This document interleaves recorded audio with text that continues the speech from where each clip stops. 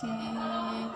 Assalamualaikum warahmatullahi wabarakatuh. Selamat pagi sobat sehat semuanya. Kembali lagi di Jumat Berbagi Puskesmas Polowijen lebih dekat. Kembali lagi bersama saya Yustifin Nadia Nugrahani. Pada pagi hari ini kita akan membahas temanya karena musim hujan ya. Musim hujan udah mulai datang lagi. Jangan lupa PSN. Nah, apa itu PSN? PSN adalah pemberantasan sarang nyamuk. Ingat, jika di musim hujan, maka rajin-rajinlah mengingat 3M+. Nah, pada pagi hari ini saya akan bergabung dengan narasumber kita, yaitu pemegang program demam berdarah di Puskesmas Polowijen, yaitu Bapak M. Solikin S.Kepers. Langsung saja kita undang Bapak Solikin.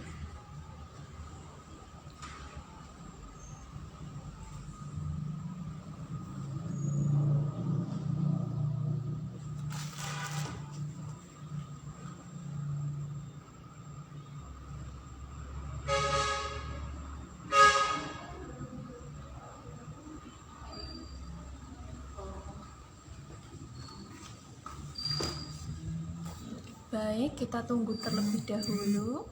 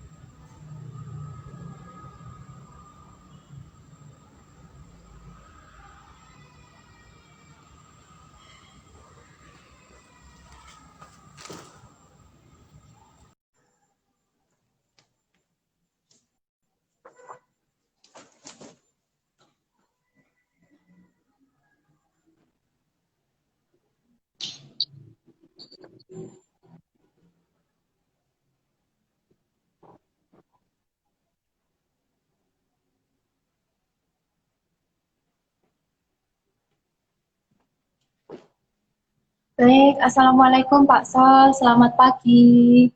Waalaikumsalam. Sampun dengar suara saya, nggih? Ya sudah jelas. Monggo. Baik Pak, langsung saja waktu dan tempat dipersilahkan. Pada pagi hari ini kan temanya spesial dari Bapak ya. Ya, terima kasih atas waktu yang Assalamualaikum warahmatullahi wabarakatuh. Bapak, Ibu, Saudara sekalian, salam sehat.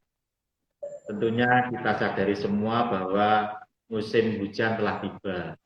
Dengan musim hujan yang telah tiba ini, kita harus waspada dengan penyakit yang namanya demam berdarah. Demam berdarah masih menjadi masalah kesehatan. Tentunya juga menjadi masalah kita semua. Dan dalam penanganannya, kita tidak mungkin hanya tergantung daripada kesehatan. Masyarakat harus ikut serta dalam penanggulangan penyakit tersebut. Pada pagi hari ini kita akan berbincang fokus tentang pemberantasan sarang nyamuk atau yang kita kenal dengan istilah PSN. Jadi mungkin Bapak Ibu sudah tidak asing lagi apa itu PSN. Dengan jargonnya 3M+. Apa 3M+ itu? Yang pertama menguras, yang kedua menutup, yang ketiga mengubur. Ini akan saya jelaskan satu persatu. Eh, untuk menguras itu semua yang bisa menampung air itu harus kita kuras. Misalnya kalau yang di dalam rumah itu bak mandi, itu juga harus kita kuras seminggu sekali. Kalau yang ada di lingkungan, misalnya kalau kita punya taman atau halaman atau kebun, itu biasanya di situ ada bekas tempat minum air mineral. Nah, itu juga harus kita amankan supaya tidak bisa menampung air. Dan perlu Bapak Ibu ketahui bahwa genangan air 1 senti saja itu sudah bisa untuk berkembang biaknya namanya nyamuk tadi. Jadi bisa untuk tempat bertelurnya. Yang kedua menutup. Jadi semua tampungan air misalnya tandon itu kita harus tutup dengan rapat supaya nyamuk tidak bisa masuk atau berkembang biak di tempat tersebut. Terus plusnya, menguburnya maksudnya, mengubur jadi barang-barang bekas, misalnya kayak rosokan atau yang tidak terpakai, itu alangkah baiknya kita kubur, karena di kota Malang sini untuk mengubur kayaknya juga sudah susah, karena tanahnya sudah habis. Alangkah baiknya kalau dilakukan di rombeng. Jadi, tapi juga dipesankan kepada yang merombeng supaya dijaga, jangan sampai nanti rombengannya itu terjadi genangan air. Nanti jadinya hanya memindah tempat saja. Terus plusnya ini, jadi 3M plus tadi ya, plusnya ini bisa kita gunakan memelihara ikan. Pada dasarnya semua ikan itu suka dengan jentik. Lain ikan pat, ikan nila, ikan mujair, ikan cupang atau ikan kepala timah. Kalau misalnya Bapak Ibu mempunyai tempat penampungan air atau bak mandi yang besar dan di wilayah Pulau itu masih ada jeding istilahnya itu yang besar-besar. Jadi di wilayah Bali Adosari kemarin kami pernah keliling sebelum pandemi ini, di situ masih mempunyai kamar mandi yang besar. Alangkah baiknya kalau kamar mandi yang besar itu dikasih ikan, misalnya mujair atau ikan cupang biar jedingnya aman, tidak ada jeding itu. Terus plus yang berikutnya bisa kita menggunakan obat nyamuk misalnya yang berbentuk raisin yang kita oleskan. Ini biasanya di anak-anak sekolah di pagi hari kita oleskan. Itu bisa juga. Atau kita pelihara misalnya jenis bunga atau tanaman yang nyamuk tidak suka. Itu juga bisa. Terus yang berikutnya mungkin tidak asing lagi Bapak Ibu, apakah itu jentik?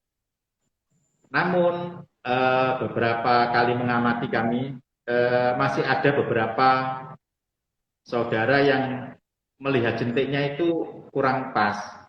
Di mana ini saya sampaikan juga bagaimana cara melihat jentik yang pas ya. Jadi kalau tempatnya gelap harus menggunakan senter dan tidak boleh tergesa-gesa. Tunggu 3 sampai 5 detik karena sifat daripada jentik itu dia akan turun ke bawah dan nanti akan naik untuk bernapas. Nah, saat naik bernapas inilah dia akan kelihatan.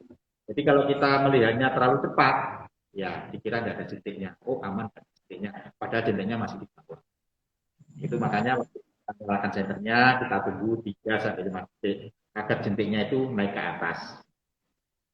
Terus berikutnya cara mengurangi mandi.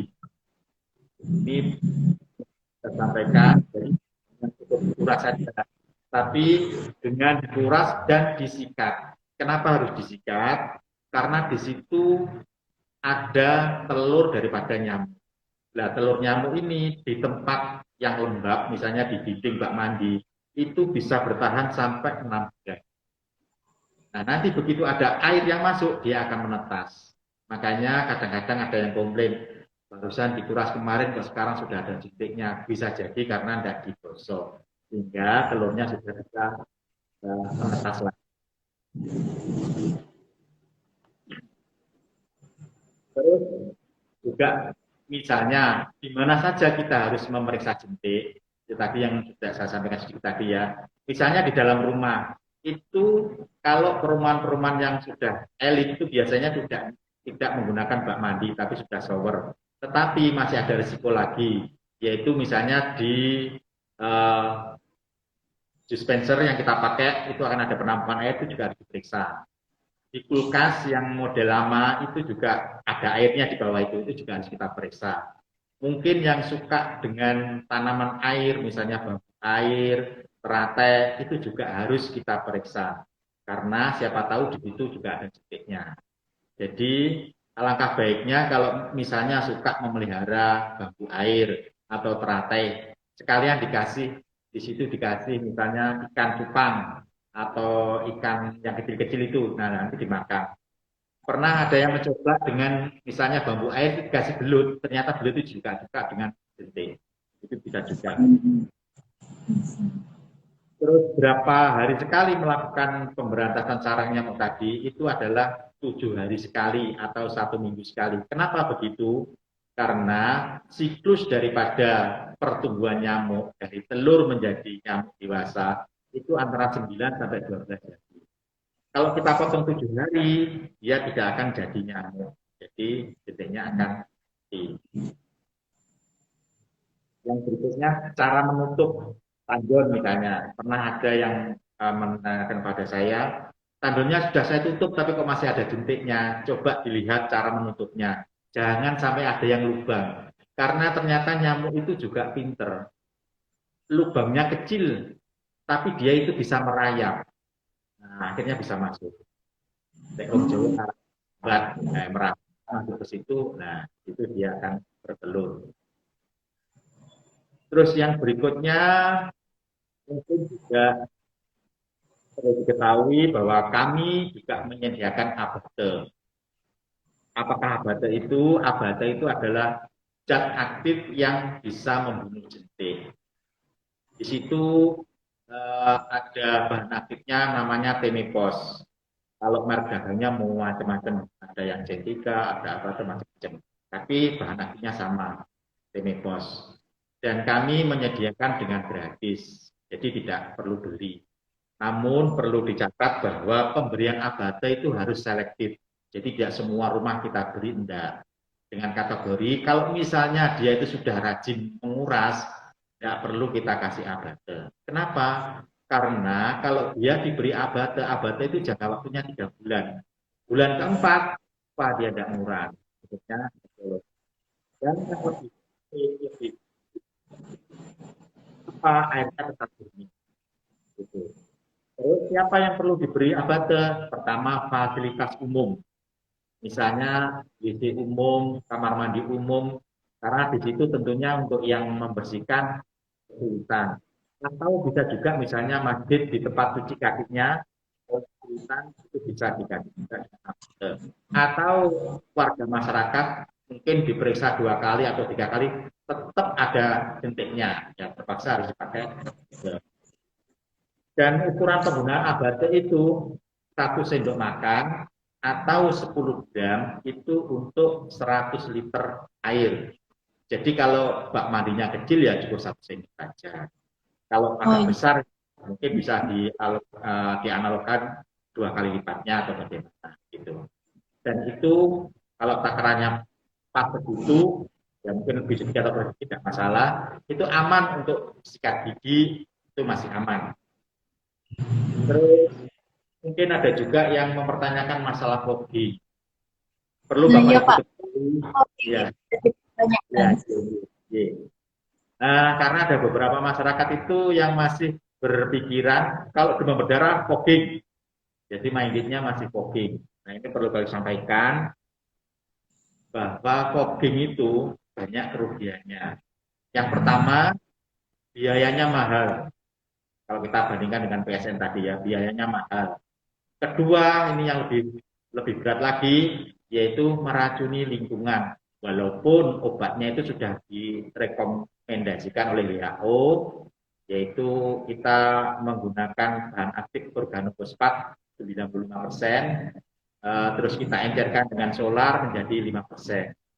Tapi kita bisa berpikir bahwa itu nyamuk aja mati. apalagi untuk lingkungan. Dan perlu kami sampaikan juga bahwa fogging itu hanya membunuh nyamuk yang biasa. Nyamuk yang terbang itu yang terbunuh. Itu pun harus ada beberapa syarat. Pertama, saat di fogging di dalam rumah dan rumahnya itu harus ditutup. Nah, kami bertahun-tahun pernah mendampingi teman-teman fogging ini. Begitu di fogging, orangnya belum pergi, pintunya sudah dibuka. Nah, disinilah bahayanya. Kenapa?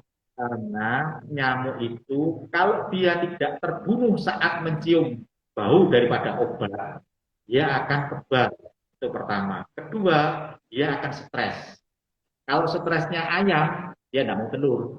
Tapi kalau nyamuk kebalikannya, begitu dia stres, dia telurnya akan menjadi pangkat. Misalnya yang tadinya 100 menjadi 1000, menjadi 10.000. Begitu. Jadi sekali lagi, nyamuk yang tidak terbunuh saat kita lakukan fogging, dia akan kebal, stres, telurnya akan menjadi banyak. Itu.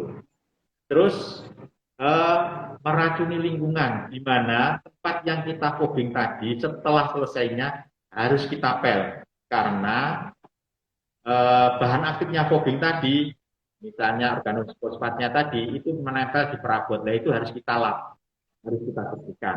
Tentunya akan lebih ribet. Terus yang berikutnya, misalnya di suatu titik A itu dilakukan fogging dengan radius jarak terbang nyamuk antara 100 sampai 200 meter. Itu harus mau semua. Kalau ada satu yang tidak mau, ya percuma. Nanti nyamuknya akan begitu dan dia akan kebal, akan berbahaya.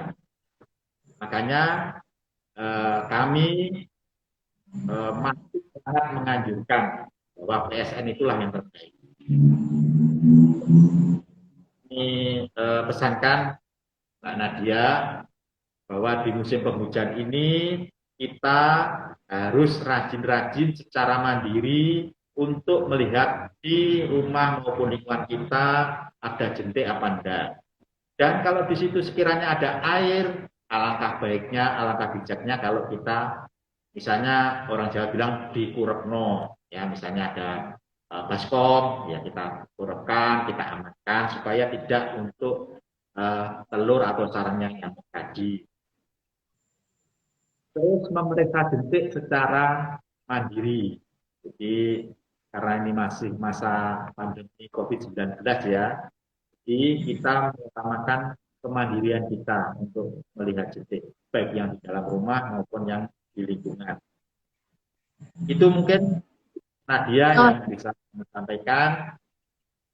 Mungkin ada Iya, Pak. yang perlu diklarifikasi, monggo. Terima kasih Pak buat yang disampaikan. Itu tadi sebetulnya sudah cukup jelas semuanya. Kenapa kita harus rajin pemberantasan sarang nyamuk sendiri, kemudian bagaimana cara penggunaan bubuk abate, sampai kenapa fogging itu diminimalisir daripada dilakukan. Seperti itu ya Pak ya. Nah, pertanyaan titipan ini Pak, dari banyak orang dan dari beberapa kejadian yang saya lihat juga. Itu ketika seseorang sudah terkena demam berdarah di rumahnya. Kemudian yang terkena itu mungkin anaknya atau suami atau orang tuanya. Nah, kemudian tidak sengaja, mungkin tetangganya juga kena demam berdarah. Nah, langkah apa ya Pak yang sebaiknya diambil ketika kepanikan warga itu sudah tidak bisa dibendung, karena mereka kan tahunya kalau memang misalnya sudah hampir beberapa orang di sekitar lingkungan yang terkena demam berdarah, pasti itu minta fogging. Nah ini mungkin dari puskesmas upaya dan langkahnya itu seperti apa ya Pak ya biasanya dalam menghadapi situasi seperti ini? Terima kasih Mbak Nadia. Memang beberapa warga kita atau sahabat kita itu menganggap bahwa satu-satunya cara itu fogging, padahal itu salah. Jadi kita lebih mengutamakan pencegahannya. Daripada kita sakit, lebih baik kita cegah dulu. Salah satu pencegahannya tadi itu kita lakukan PSN. PSN, pemberantasan sarang nyamuknya. Kalau di situ misalnya dari 20 rumah kita survei itu negatif semua, nggak ada jentiknya. Walaupun toh ada orang yang kena, berarti dia kenanya nggak di situ. Mungkin di Oh, tempat, misalnya di anak sekolah bisa jadi di tempat sekolah, atau bapaknya yang kerja di Surabaya bisa jadi kena di Surabaya. Nah, makanya begitu ada penderita yang terkena demam berdarah, itu dilakukan survei. Survei 20 rumah, ada jentiknya apa enggak. Itu. Dan kalau tidak ada jentik di situ, jadi meskipun ada yang sakit, karena tidak ada nyamuk, dijamin aman karena perpindahan penyakit demam berdarah ini harus melalui nyamuk. Jadi tidak bisa kalau misalnya satu rumah, walaupun tidur bersama, kumpul bersama, tapi kalau tidak ada nyamuk, dia akan. oh, Dan berarti intinya demam berdarah ini beda sama COVID-19 ya Pak ya. Harus ada perantara nyamuk yang mungkin bisa menularkan seperti itu. betul. Nah, ya Pak, mungkin kalau dari itu tadi juga sudah jelas bahwa misalnya di lingkungan itu ada yang terkena, pasti kita survei dulu dan dilihat lingkungan sekitarnya juga. Karena kemungkinan kenanya bukan dari rumah, seperti itu ya Pak ya. Ya, Nah, betul. Pak, kemudian mungkin orang-orang itu juga banyak yang mungkin sudah ada yang mengetahui ini gejala dan tanda orang ini pernah demam berdarah. Mungkin orang awam pun juga bingung tanda dan gejala demam berdarah itu seperti apa. Karena ada beberapa kasus juga yang tiba-tiba dibawa ke rumah sakit meninggal dunia. Tahu-taunya ternyata setelah diperiksa demam berdarah. Itu kok bisa ya Pak ada kejadian seperti itu? Terima kasih. Jadi perlu kami sampaikan tanda-tanda awalnya daripada penyakit demam berdarah ini. Yang pertama yaitu panas mendadak. Jadi kalau seseorang panas, dikasih obat panas biasa, misalnya paracetamol kok tidak turun, sudah lebih dari 3 hari, kita harus waspada. Untuk amannya harus dibawa ke fasilitas kesehatan. Nanti di sana akan diperiksa darah lengkapnya. Jadi di situ kalau terjadi penurunan daripada trombositnya, ini sudah tanda tanya. Atau bisa juga dilakukan pemeriksaan dengan NS1. Kalau NS1-nya positif, trombosit turun, ya itu indikasi untuk dilakukan koordinasi. Begitu, Mbak. Oh iya, Misalnya kalau seperti itu, bagaimana penanganannya di masyarakat untuk orang awam? ya. Pertolongan pertamanya itu minum air yang banyak. Bisa Oh, air susu atau jus apapun boleh. Kalau orang di kita kan kecenderungan jambu boleh. Prinsip banyak minum. Karena apa? Yang diserang itu adalah cairan tubuh. Kalau cairan tubuhnya keluar semua, dia akan lemas, ujung-ujungnya akan shock seperti diceritakan tadi. Kalau sudah shock diinfus sulit, nah itu ya sudah berat, bisa oh iya menembus iya. ke kematian. Ya, oke. Oh, jadi seperti itu ya Pak ya. Pak, dari beberapa yang sudah disampaikan oleh Bapak juga itu sampon bisa diterima oleh banyak yang menonton ini nanti. Karena cuman sebetulnya mungkin dari masyarakat sendiri itu adalah perubahan perilaku itu ya Pak yang agak susah ya Pak ya. Ya, Mungkin kalau betul. pemberantasan sarang nyamuk pun itu sudah bisa dilakukan. Cuman mungkin tahu, mau, dan mampu. Kayaknya itu deh. Ini yang harus memang dikembangkan lagi. Sebenarnya mungkin sudah banyak orang yang tahu, tapi ini enggan atau mau melaksanakan. Itu aja ya Pak ya. Iya, iya. Ya. Mungkin sebelum saya tutup, dari Bapak ada pesan terakhir sebelum ini ditutup Pak? Ya, baik. Pesan kami itu tadi, pertama, kita harus rajin, minimal 1 minggu sekali, kita lakukan pemberantasan sarang nyamuk di rumah kita masing-masing. Jadi baik di dalam rumah maupun di luar rumah. Kita harus memeriksa jentiknya. Dan kalau dulu di tempat minumnya burung, itu dia tidak mau. Terutama Tapi akhir-akhir ini di tempat minumnya burung, misalnya burung-burung yang pemakan biji-bijian seperti labet, perkutut, beranjangan, ternyata di situ nyamuk itu berani bertelur di situ. Jadi tolong yang mempunyai piaraan burung, sering-sering juga dicek tempat minumnya. Jangan-jangan di situ ada jentiknya. Terus jangan lupa juga yang di luar rumah, misalnya di taman, di halaman, karena sekarang banyak juga orang minum air kemasan. Bisa juga selesai minum taruh. Nah, di situ bisa untuk berkembang biaknya nyamuk. Dan kalau punya rumah yang besar, punya talang, tolong sekali-sekali talangnya juga dicek. Karena di tekuan talang, kalau talangnya masih baru lancar. Tapi begitu talangnya sudah lama, dia akan mendelong. Nah, di situ bisa juga untuk bertelurnya nyamuk tadi. Itu mungkin yang saya sampaikan. Terima kasih. Baik Pak, terima kasih banyak buat waktu dan informasi yang sudah disampaikan. Pak, sebelum kita kembali ke aktivitas masing-masing, salam germas bareng saya dulu ya Pak ya. Jadi nanti ketika saya bilang salam germas, Bapak ikutin gerakan saya ya. Ya. Germas, sehat, bugar, produktif, ceria.